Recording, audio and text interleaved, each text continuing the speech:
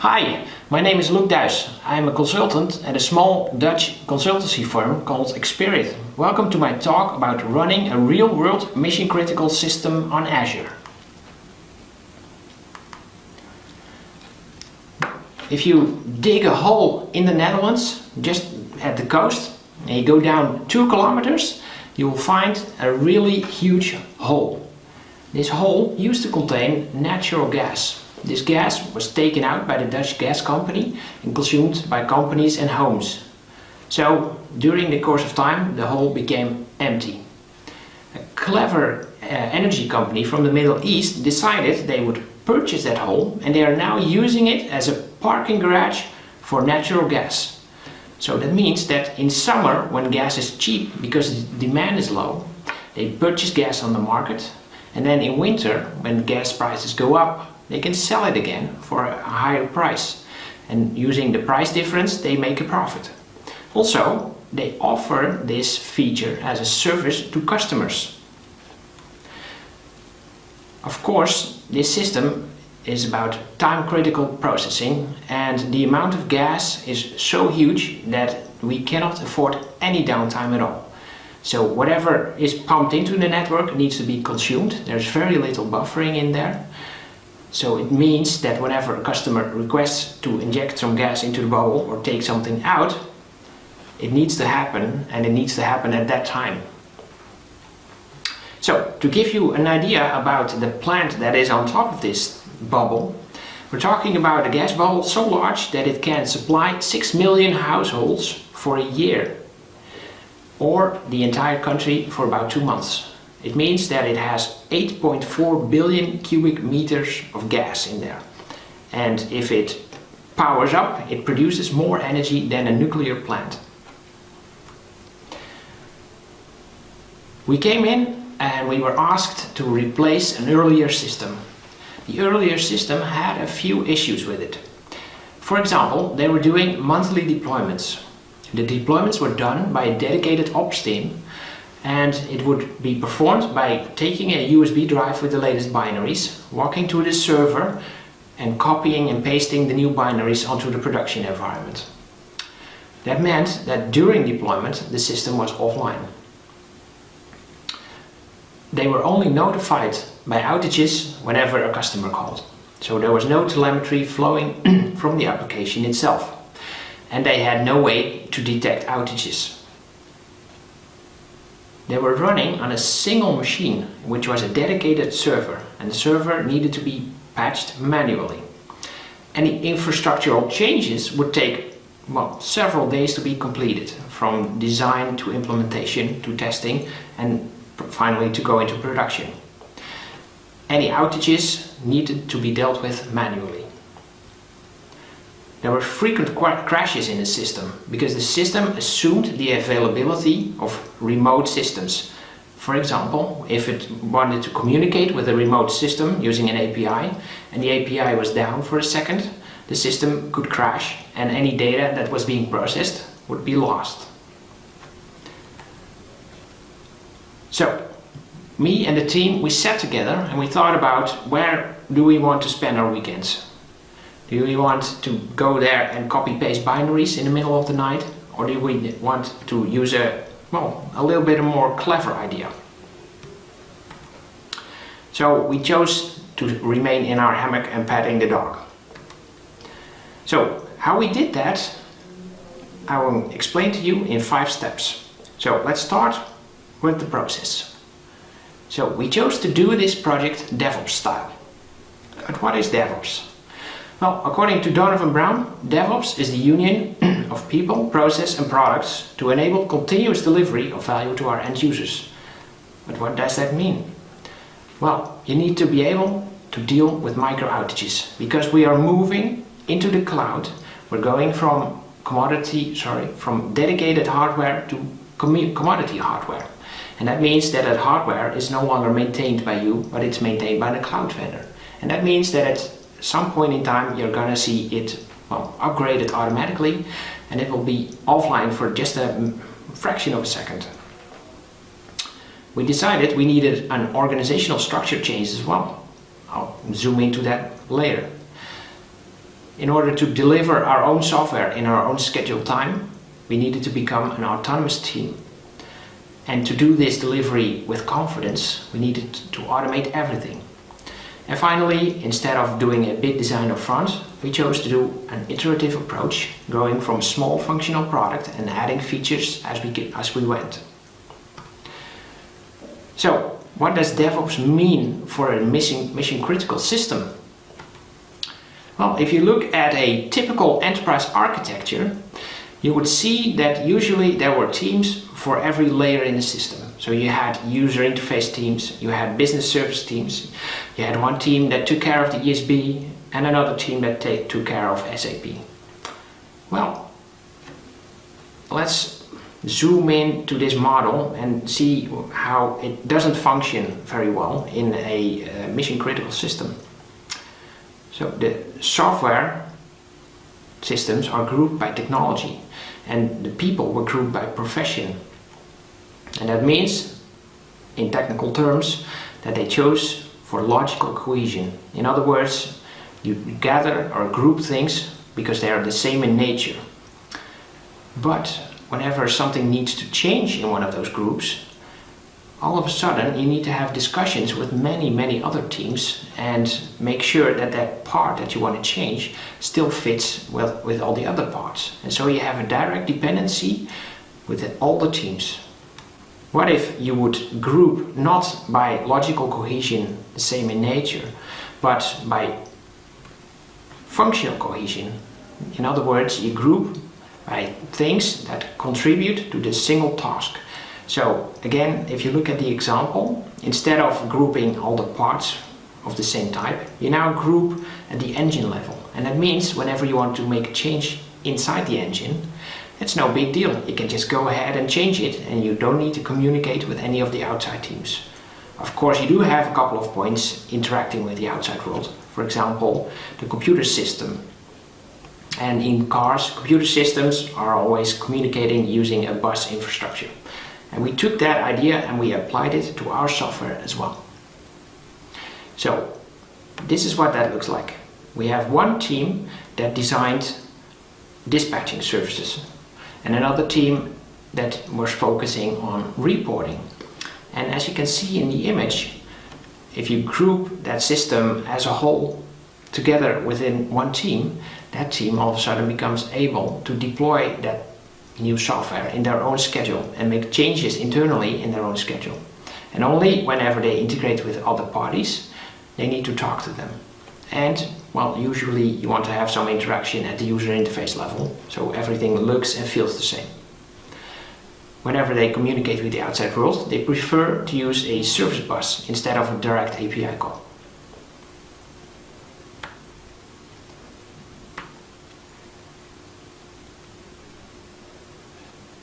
Additional systems that were added to this software architecture were a feature to do monthly invoicing, and another feature was to do trades between customers. But they were all separate systems, which means they were designed for change.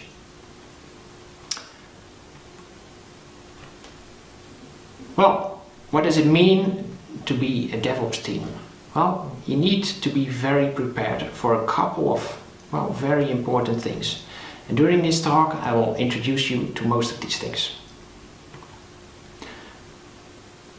Let's have a look at feedback loops. 9 out of 10 times we are flying blind. That means that, well, whenever there's a problem within your software, you may not even know it until your customer calls. That means, well, you've already probably lost some business. The absence of errors is not enough though. So maybe your customer doesn't call, but there's still an issue in your system. Have a look at this image, for example. What you can see on the left hand side is the healthy system. And on the right hand side you see the unhealthy system. There are no exceptions happening, but if you look at the CPU use, well, it went from about 30% on average to, well, very weird 0 and 100% peaks and throughs. So definitely there's something wrong. If you look at the outgoing requests, it used to to be around 200 per second, and after the release it dropped all the way to almost 0. And finally, if you look at the call duration, it was about, well, 20 milliseconds per call, and all of a sudden you're in the 500 millisecond area, even one taking 1 second. Well, I'm not just going to talk about software, I'm also going to show you some software. Of course, I cannot show you the entire system, but I can show you a simplified version of the system. So, it consists of a single page web application. This web application simulates what customers do with the system. So they request injection or withdrawal. That single page web application talks to a backend API, which takes those requests, summarizes them periodically, and then forwards the sum to the plant, so the plant knows whether to inject or withdraw gas. Let's have a look at what that looks like. Well, here you can see the interaction for two customers. So if one customer, for example, wants to inject some gas, he can do that. And if the other one wants to take something out, he can do it as well. What you can see is that the entire capacity of the system is currently at 15. And, well, it looks like we had an error there. I'm not sure if you caught it. Let me reproduce that error. And that means that there's something wrong inside the system. What that is, you'll find out later.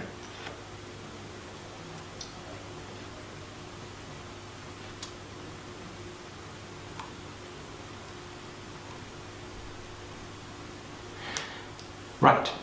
So, monitoring, gathering telemetry from your system is not about just adding app insights to your code. It is much more involved than that. For example, you will need an incident management tool whenever you run a mission critical system. So you have a place where customers and users, other users, can go and report that there's an incident, and the engineer on duty can use that tool to monitor progress and give feedback to the customers about the incident. Of course, incidents usually happen when you're in your bed. Well, you just were woken up from a nice dream and you need to go and fix the system. Well, if you're a little bit groggy, then it usually helps if you have some instructions to help you. And this is what I mean with runbooks. So for the most common issues, like doing a failover, you would create a runbook and it would have all the steps required to go through in order to do a failover. So you don't have to worry about making a mistake in the middle of the night. And it becomes much easier for other people to start doing maintenance on the system as well. And finally, last but not least, it is very important that you give your customers a little bit of insight into your system as well. And that's what I'm talking about using a system status view. If you look at this page, then you can see that all the systems that we were running smoothly, except for a partial outage of about 1 hour in the dispatching API. So whenever a customer encounters an issue, he would first go to this page, which is a public page, and see if there's anything wrong with the system. It might be a problem on his machine. So if the system is down, the customer will immediately see that and knows, well, they're already working on it, so I don't need to make a support call for this. Let's have a look at continuous delivery now. We chose to use containers because containers are a portable way to package your solution together with its prerequisites and make it runnable everywhere. The nice thing about containers is that they start in mere seconds, and if you run it on a container cluster, it scales very well. As a cluster, we chose to use Azure Kubernetes service.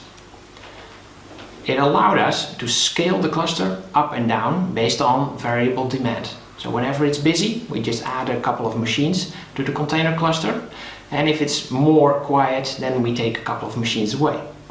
You can also scale at the container level. So instead of just running one instance of the dispatching API, you can run, well, maybe 4 or 10 or whatever you need. Also, containers or Kubernetes allows you to do controlled release.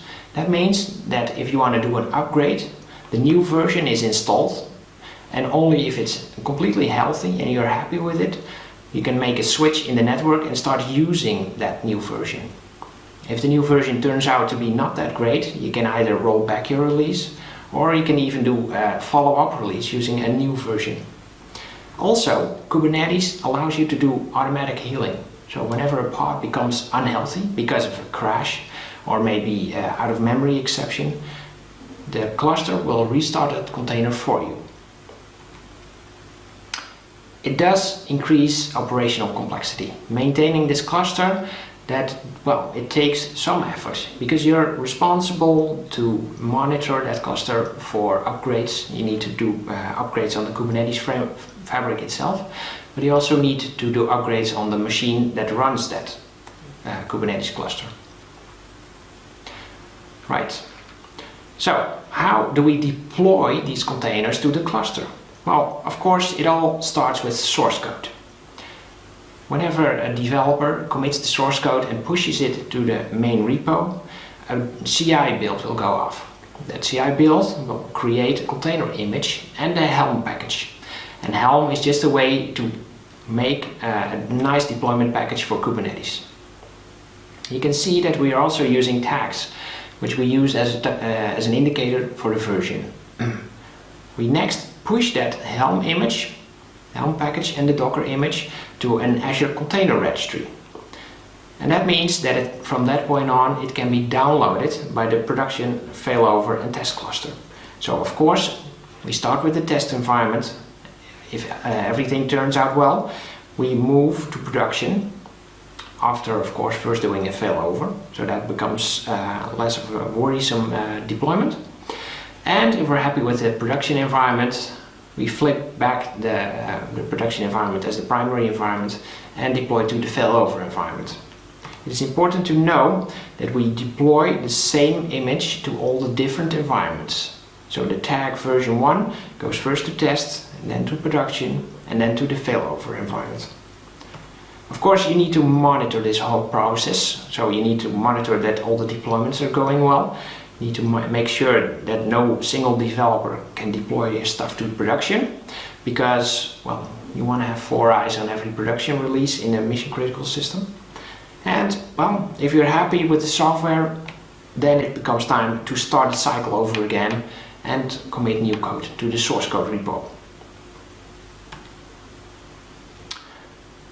Well, let's zoom in a little bit on what it means to automate everything. We chose to do infrastructure as code, so we were very confident whenever we needed to deploy changes to the infrastructure. It's just all ARM templates in PowerShell, and it's all in a pipeline, and the pipeline will trigger for every change. So whenever an ARM template or a variable file is changed, the pipeline will trigger, deploy the changes of the infrastructure, and because you can use the same pipeline for the different environments, you can feel pretty confident that any changes that you deploy to test will also work on the production and failover environment. We also automated the failover procedure. So whenever we needed to failover, for example, from North Europe to West Europe or the other way, that was just a matter of running a pipeline again, then the pipeline would do the failover scripts. This makes it all very nice to monitor the progress of a failover. And also you can apply 4 eyes to that. Of course, there were incidents, and whenever there was an incident, we would talk about the incident on a dedicated Slack channel. And that Slack channel also had a bot in it, and the bot was able to talk to Kubernetes. So whenever we say, Kubernetes restart the dispatching API for me, we would just say to the bot, please perform that action for me. And this is what I mean with the chat ops I mentioned earlier. Of course, we have code analysis in place, so we make sure that all the code is up to standards from a security perspective and code quality perspective. And finally, all the tests are also automated, of course. failover environment is only as good as you have last tested it. So it doesn't make a lot of sense to have a failover environment and test it once a year, because, well, it's very likely that it will be broken at that time. So we decided we would do a failover at least once a day. And if you do that once a day, then you're not so anxious to do it in the middle of the night on a Saturday evening. So it's really confidence boost. Well, you hear me say failover quite often. What does that mean? So let's have a look at redundancy. Well, some of you may have seen the Star Wars movie. If you remember, there was a Death Star, and the Death Star exploded and the whole empire was brought to its knees. So what they should have done was just create two of those things and have one guard the other, and by that way it would probably not have been that easy to bring the whole empire to its knees. So it sounds simple, right? Obviously the downside is additional complexity. Instead of just making two redundant copies of your monolith, you can take it to the next level and split up those monoliths into autonomous business capabilities. In other words, microservices. Now, these are very popular at this time, but they also serve a purpose.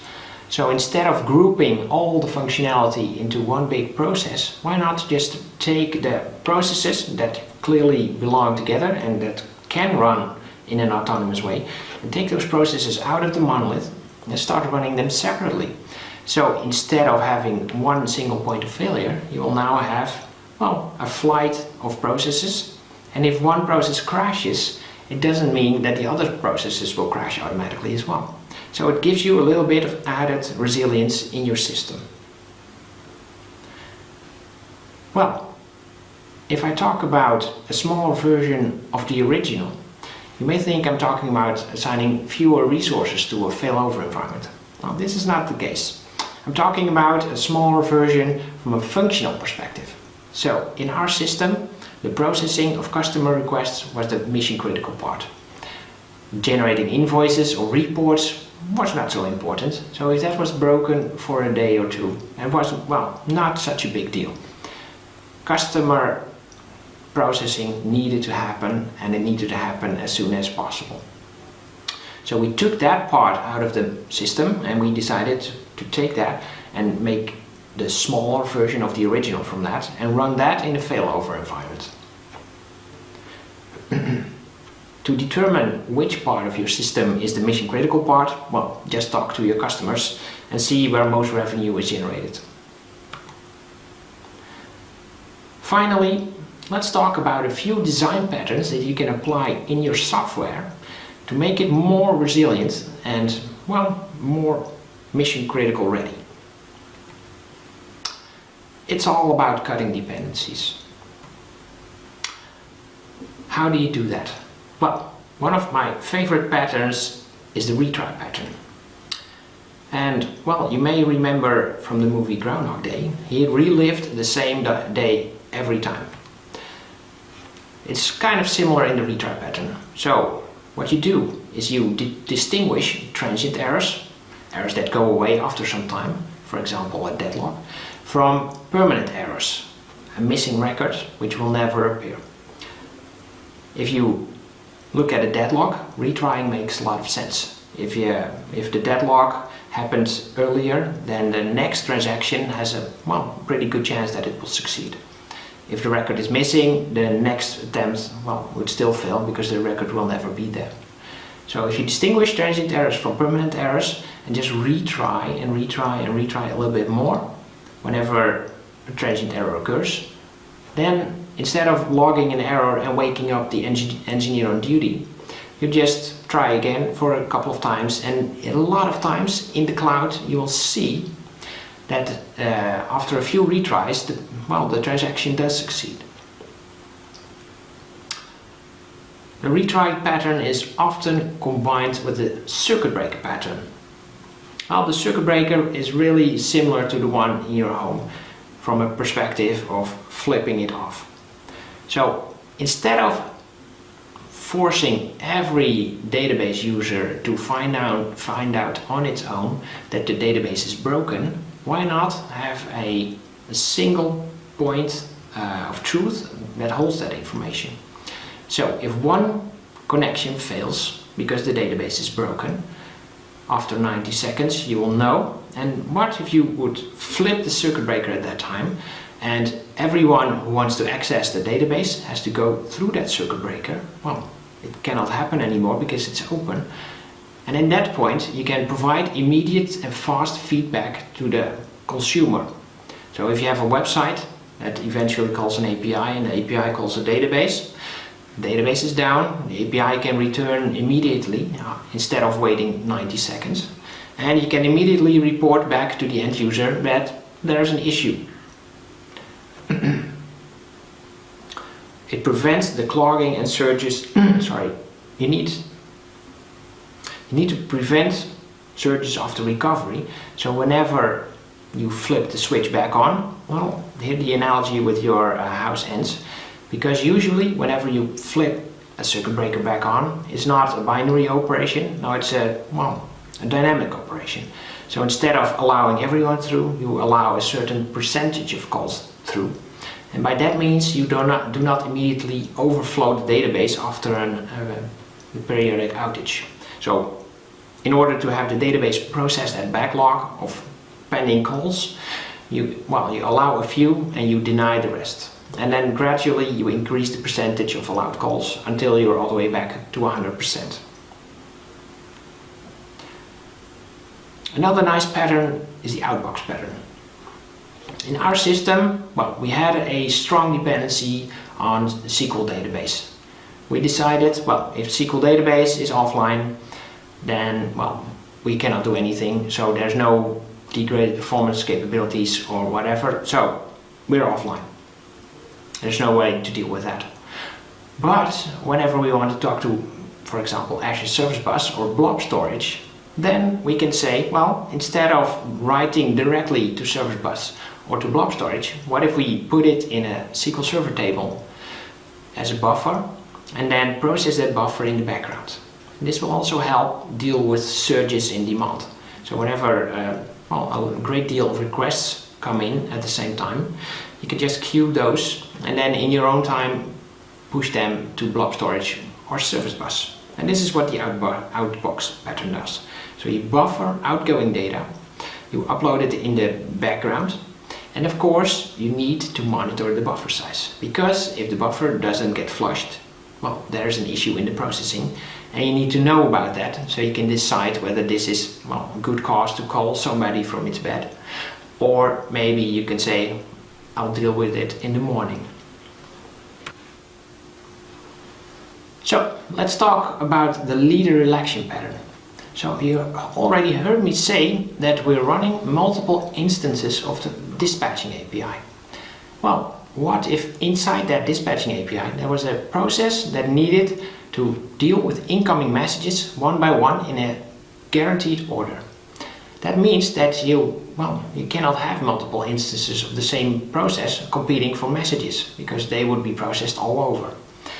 This is where the leader election pattern comes in. It allows you to have redundant instances, and it prevents competing consumers from interfering with each other during the message processing.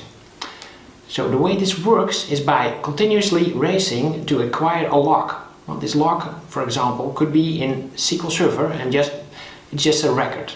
And the first process to create that record will be the elected leader.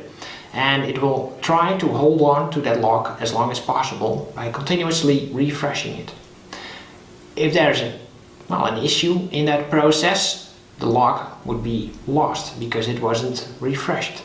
And then all the other competing consumers will try and gain that lock, and the first one to do that becomes the new leader. And by this means you can have multiple redundant copies of your API running, while still having one elected leader responsible to do stuff that only fits inside one process. Let's have a look at degraded performance. let's go back to that demo application. What you saw was that I was in fact able to use this website, even though there is something wrong. It's still functional. It still shows you how much gas is in the bubble, and it will still allow me to make injection or withdrawal requests. The only thing that's going wrong, because this is a stage error, I know, is the communication with the plant. And there's probably an issue in the communication with the plant. So, well, let's have a look at our telemetry system. I will refresh it and I hopefully will see what's going wrong. Well, here it is already. You can see in my screen that the back-end system is trying to make calls to the plant, and well, about 99.6% of the errors are happening here. So let's have a look at what's going wrong there. I will click on the exclamation mark and investigate failures. And well, again, because I know this is a bug I staged, there's only one bug here, and if I click on any of them, it will show me what's going wrong. If you look at one request, you can see that there are multiple posts being made from the backend to the plant, and that an entire exception flow, well, it lasts about 10 seconds here. So this is the retry pattern at work. So I retry for 10 seconds before sending an exception to the log. If the backend system was able to communicate with the plant system within that 10 seconds, no errors would show up at all, just warnings. So how does that work in code? If you look at this code here, you can,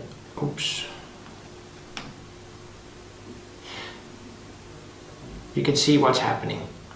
I have an overall timeout policy that lasts for 10 seconds, and within that policy I will retry the operation for 10 seconds. Whenever a request takes a long time, I will time out after 5 seconds, so I can make sure to do at least 2 calls for every time I make a backend call. Then we chose to use refit to generate a proxy for the plant system.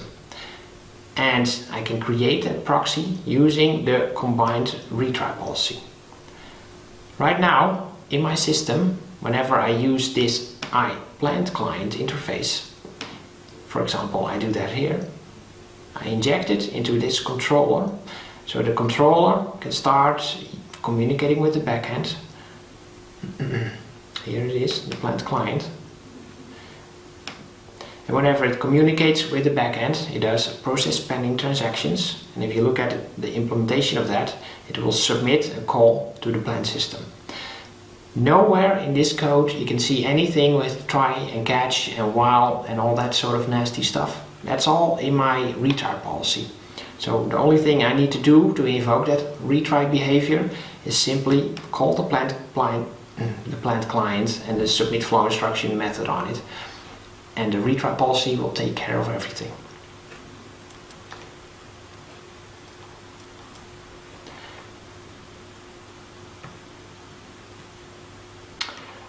So, well, this is how I want to spend my weekend. How about you?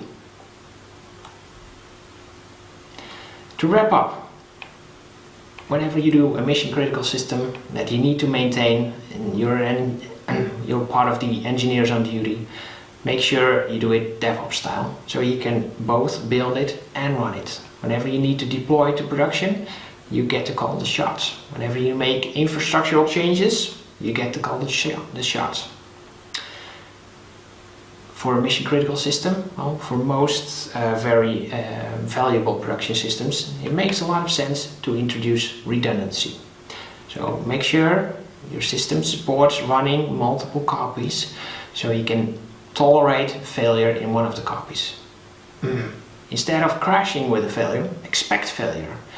Make sure you use the poly library like I did to deal with transient errors. And whenever something fails, well, try to use degraded performance pattern, so you can at least offer some functionality to the end user. Use containers use container clusters as well.